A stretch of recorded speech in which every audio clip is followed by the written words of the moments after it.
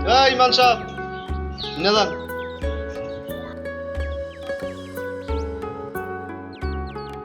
আসসালামু আলাইকুম ওয়া রাহমাতুল্লাহ। ওয়ালাইকুম আসসালাম। ইমান সাহেব, আজকের খুতবা কি আলোচনা করছেন? সুদের ব্যবসা হারাম, এই সুদের ব্যবসা আলোচনা ছাড়া আর কি আলোচনা ছিল না? আপনি ইচ্ছা কইরা এই ওয়াজটা করছেন। আপনি জানেন আমি একটু একটু কইরা সুদ খাই। আপনি জানেন নেই এই ওয়াজটা করছেন। এই ওয়াজটা ছাড়া আপনার কি আর কোনো ওয়াজ ছিল না? সভাপতি সাহেব, আমি তো শুধু কোরআনের আয়াত কইছি। আল্লাহ সুদকে ধ্বংস করেন আর দানকে বৃদ্ধি করেন, আর এটা তো আল্লাহর বাণী, আমার না। কি কইলে এলাকার মানুষ খেপে যাইব। কেউ সুদের ব্যবসা করে, কেউ ব্যাংকে চাকরি করে। আপনি এই সুদের আলোচনা করবেন না, আর যদি আলোচনা করে তাহলে আপনার আর চাকরি থাকবে না। সভাপতি সাহেব, আমার কাজ হচ্ছে মানুষকে আল্লাহর দিকে ডাকা। এখন আমার এই কথায় আপনি খুশি হন আর অখুশি হন, এটা আমার দেখার সময় নাই। আর আমারে চাকরির ভয় দেখায়েন না সভাপতি সাহেব। আমাদের মতো যারা ইমাম, আমরা চাকরিকে ভয় পাই না। আমাদের কাজ হচ্ছে কোরআনের বাণী প্রচার করা, মানুষকে সত্যের দিকে ডাকা, সত্য কথা বলা। আপনারা আমাকে ভয় দেখায়েন না। আপনারা যেমনি কই এমনি আলোচনা করবেন। আপনার কি আর লেগে রাখছি নাকি এলাকায় ফেস লাগানোর লেগে? এখন থাকতে হইলে আমরা যেমনি কই এমনি আলোচনা করবেন। সভাপতি সাহেব, একটা কথা কই, কোরআনের আলোচনা করলে যাগো খারাপ লাগে, যাগো শরীরে রাগ উঠে, এরা অন্ধকারে আছে, এরা আলোর মধ্যে নাই। আপনারা এই সব কথা বললেন না। কোরআনের গতিতে কোরআন চলবো।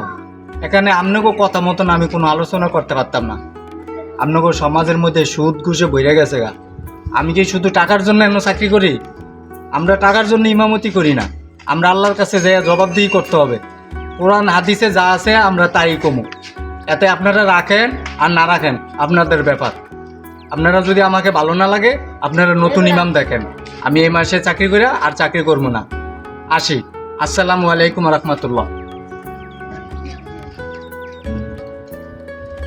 আরে যান যান যান, আপনার থেকে এর থেকে ভালো হুজুর আমরা পাবো। যান, আপনি না থাকলে কি হয়েছে? আমার মসজিদ কি বন্ধ হয়ে যাবো? আসলে হুজুরের লগে দুর্ব্যবহার করণটা ঠিক হয় না। হুজুরে যা কইছে কোরআন হাদিসের কথাই তো কইছে।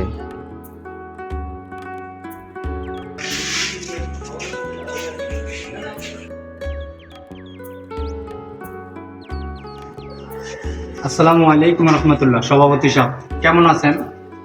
ওয়ালাইকুম আসসালাম ওয়া রাহমাতুল্লাহি ওয়া বারাকাতুহু। ইমাম সাহেব কেমন আছেন? জি, আল্লাহর রহমতে ভালো আছি। আপনি ভালো আছেন? আলহামদুলিল্লাহ। ইমান সাহেব, আমারে ক্ষমা করে দেন। আপনি ঠিক কথা বলছেন, আমরা ভুল বুঝছি। আপনি এই মসজিদের আলো, আপনি আঙ্গরের সঠিক পথ দেন। আলহামদুলিল্লাহ।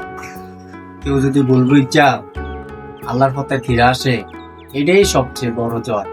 সভাপতি সাহেব, একটা কথা কই, আপনি হইলেন এই মসজিদের সভাপতি, এই গ্রামের বাবা মা। আপনাদের দিকে সবাই চাইয়া তাই। আপনারা যদি সত্যের পথে থাকেন, অন্যায়ের বিরুদ্ধে থাকেন, তাহলে আপনাকে সমাজ অনেক সুন্দর হইব। আপনাকে ওই সমাজের ছেলে মেয়েরা মানুষের মতো মানুষ হইব। আপনারা ইমাম সাহেবদেরকে সাপোর্ট করলো, তাদের পাশে থাকবেন, তাগরে লইয়া আপনাদের এই সমাজের ঘুষ, সুদ, দুর্নীতি, মোট কথা সকল অনিয়ম দূর করবে। তাহলে আপনাদের এই সমাজ একটা সুশীল সমাজ হিসাবে গড়ে উঠব, আর আপনাদের এই সমাজ অনেক দূর আগাইয়া যাবে। আশা করি আপনি আমার কথাটা বুঝছেন। আমার ভুল বুঝছেন না সভাপতি সাহেব। ঠিক আছে ইমাম সাহেব, আপনি ঠিক কথা কইছেন, উচিত কথাই কইছেন। আমগো উচিত আপনার লগে আঙ্গ থাকা। ইনশাল্লাহ আমি কথা দিতেছি, কোরআন হাদিসে যা লেখা আছে তা সব আপনি আলোচনা করবেন।